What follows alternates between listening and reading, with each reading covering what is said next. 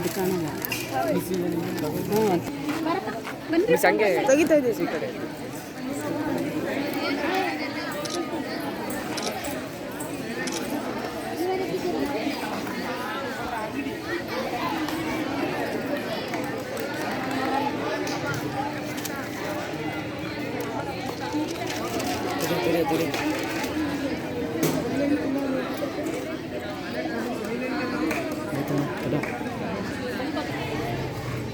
Hello,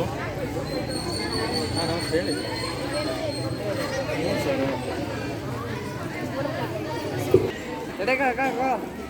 ಅಗಣಿತ ಗಣಗಳ ಗಣಿ ಇದು ಗಣಿತ, ತಾರ್ಕಿಕ ಚಿಂತನೆಯ ಸಾರ್ಥಕ್ಯ ಗಣಿತ, ಸರ್ವರಚನೆಗಳ ರಸ ಸಿದ್ಧಾಂತ ಗಣಿತ, ಅಳತೆ ಅಂದಾಜಿನ ಒಳಸುಳುವು ಗಣಿತ, ಸೌಂದರ್ಯ ಪ್ರಜ್ಞೆಯ ಸಾರವಿದು ಗಣಿತ, ಪರಿಹಾರ ಭರವಸೆಯ ಬೆಳಕಿದು ಗಣಿತ, ಶೂನ್ಯ ಅನಂತ ಆಂತರ್ಯ ಗಣಿತ, ಅಮೂರ್ತತೆ ಮೂರ್ತತೆಯ ಸ್ರೋತವಿದು ಗಣಿತ. ಎಲ್ಲ ಗಣಿತ ಗುಣಾನುಬಂಧಗಳಿಗೆ ರಾಷ್ಟ್ರೀಯ ಗಣಿತ ದಿನದ ಅಗಣಿತ ಶುಭಾಶಯಗಳು. ಗಣಿತಜ್ಞರು ಕೊಟ್ಟ ಕೊಡುಗೆ ಎಷ್ಟು ಅಪಾರ. ಅವರು ಕೊಟ್ಟ ಕೊಡುಗೆಗಳನ್ನು ನೆನೆಯೋಣ. ಬ್ರಹ್ಮಗುಪ್ತ, ಭಾಸ್ಕರ, ರಾಮಾನುಜ ಗಣಿತದಲ್ಲಿ ಕೀರ್ತಿ ರೇಖಾ ಕಾಣಿದರು. ವರಾಹ ಮಿಹಿರ, ಆರ್ಯಭಟ, ಘೋರರಾಮರು ಗಣಿತಕ್ಕಾಗಿ ಬದುಕಿ ಹೋದ ಜ್ಞಾನವೃದ್ಧರು. ಊರ್ವಿಜ್ಞ ಖ್ಯಾತ ರೇಖಾಗಣಿತ, ಟ್ರಿಗ್ನೋಮೆಟ್ರಿ, ವರ್ಗ ಸೃಷ್ಟಿಸಿದ ಗಣಗಳ ನಿಯಮ, ಸಂಖ್ಯಾಶಾಸ್ತ್ರ ಕ್ರಮ, ಸಮತಲದ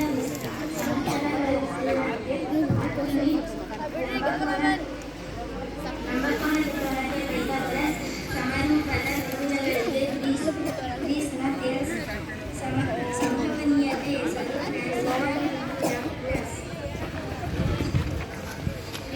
ಫಿಬೊನಾಚಿ ಸೃಷ್ಟಿಸಿದ ಸಂಖ್ಯಾ ಸರಣಿ,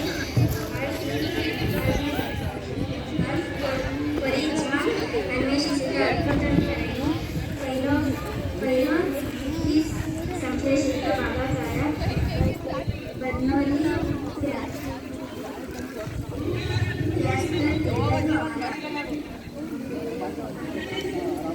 ಧನ್ಯವಾದಗಳು ಚರ್ಚಾಕ್ಷಿ. ಇದು ನಾವು ಸಾಮಾನ್ಯ ಕವನ ಅಂತಂದರೆ ನಾವು ಸಾಮಾನ್ಯ ಭಾಷೆಗೆ ನೋಡಿರ್ತೀವಿ, ಕನ್ನಡದಲ್ಲಿ, ಇಂಗ್ಲೀಷಲ್ಲಿ, ಹಿಂದಿಯಲ್ಲಿ.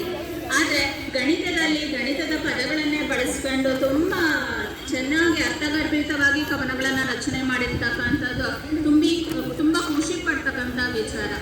ಈಗ ಶ್ರೀನಿವಾಸ ರಾಮಾನುಜನ್ ಅವರ ಬಗ್ಗೆ ಸಂಕ್ಷಿಪ್ತವಾಗಿ ಪರಿಚಯವನ್ನು ಮಾಡಿಕೊಳ್ಳಲಿದ್ದಾರೆ 9ನೇ ತರಗತಿ ವಿದ್ಯಾರ್ಥಿನಿಯಾದ ಜೀವನ್.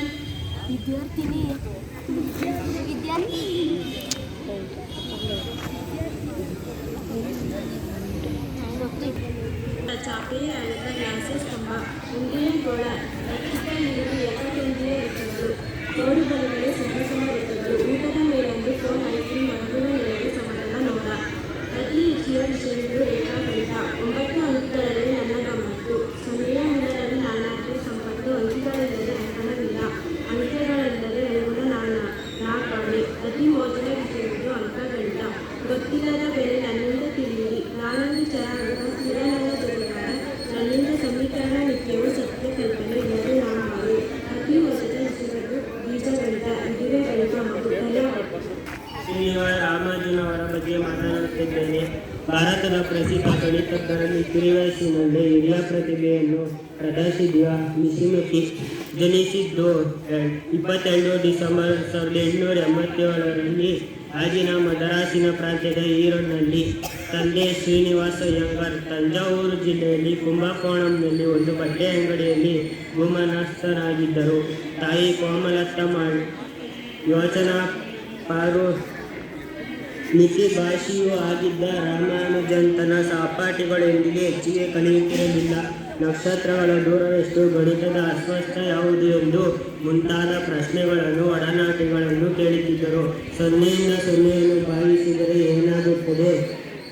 ಮೂಲಭೂತ ಪ್ರಶ್ನೆಗಳನ್ನು ಉಪಾಧ್ಯಾಯರಿಗೆ ಹಾಕುತ್ತಿದ್ದನಂತೆ. 1903ರಲ್ಲಿ ಈತ ಆಗಿನ ಮೆಟ್ರೋಪೊಲಿಟನ್ ಪರೀಕ್ಷೆಯಲ್ಲಿ ಪ್ರಥಮ ಶ್ರೇಣಿಯಲ್ಲಿ ಉತ್ತೀರ್ಣನಾಗಿ 1904ರಲ್ಲಿ ಕುಂಭಕೋಣಂನಲ್ಲಿ ಸರ್ಕಾರಿ ಕಾಲೇಜಿಗೆ ಸೇರಿ ತನ್ನ ಏಕೈಕ ಆಸಕ್ತಿ ವಿಷಯ ಗಣಿತ ಹೊರತು ಬೇರೆ ಯಾವ ವಿಷಯಕ್ಕೂ ಈತ ಗಮನ ಕೊಡಲೇ ಇಲ್ಲ. ಹೀಗಾಗಿ FV ಪ್ರಥಮ ವರ್ಷದ ಪರೀಕ್ಷೆಯಲ್ಲಿ ಉತ್ತೀರ್ಣನಾಗಲಿಲ್ಲ. ಈತನಿಗೆ ಲಭಿಸಿದ ವಿದ್ಯಾರ್ಥಿ ವೇತನವು ರದ್ದಾಯಿತು. ಒಂದೆಡೆ ಅನುತ್ತೀರ್ಣನಾದ ಮಾನಸಿಕ ಚಿಂತನ, ಮತ್ತೊಂದೆಡೆ ಕಾರುತ್ತಿದ್ದ ಬಡತನ ಇವೆಲ್ಲ ಇವನ ಮನಸ್ಸಿಗೆ ಖೇದೆಯನ್ನು ತಂದುಕೊಟ್ಟಿತು. ರಾಮಾನುಜನ್ ತನ್ನ ವೃತ್ತಿಯನ್ನು ಕಳೆದುಕೊಳ್ಳಲಿಲ್ಲ. ಇಷ್ಟನ್ನು ಮಾತಾಡಲು ಅವಕಾಶ ಕೊಟ್ಟ ತಮ್ಮೆಲ್ಲರಿಗೂ ಧನ್ಯವಾದ.